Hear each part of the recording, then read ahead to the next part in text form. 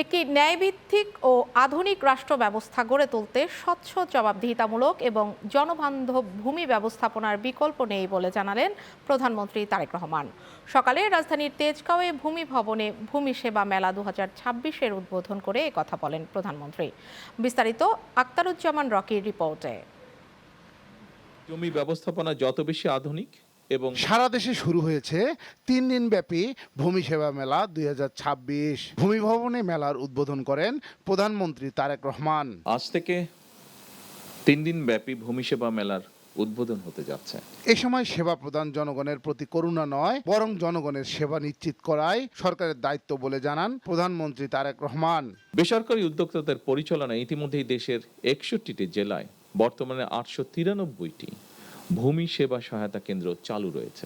পর্যায়ক্রমে দেশের প্রতিটি ইউনিয়নে এ ধরনের আরও ভূমি সেবা সহায়তা কেন্দ্র স্থাপনের পরিকল্পনা সরকারের রয়েছে এবং একই সাথে পাশাপাশি নাগরিকদের হাতের মুঠোয় ভূমি সেবা পৌঁছে দিতে চালু করা হয়েছে মোবাইল অ্যাপ।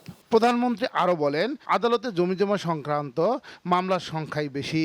সরকারের সামনে প্রধান অগ্রাধিকার হচ্ছে আদালতে বিচারাধীন মামলা দ্রুত নিষ্পত্তি করা। প্রচলিত আদালতের বাইরেও জমিজমা সংক্রান্ত বিরোধ নিষ্পত্তির জন্য গ্রাম আদালত কিংবা অল্টারনেটিভ ডিসপিউট রেজুলেশন এডিআর অর্থাৎ বিকল্প বিরোধ নিষ্পত্তির মতন আইনানুগ ব্যবস্থার মাধ্যম অবলম্বনের দিকেও জোর দেওয়া জরুরি বলে আমরা মনে করি।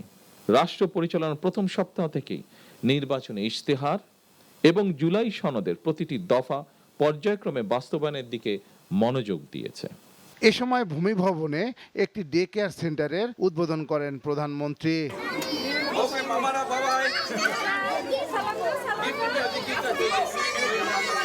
Aktaruzzaman Rocky, channel 9, Dhaka.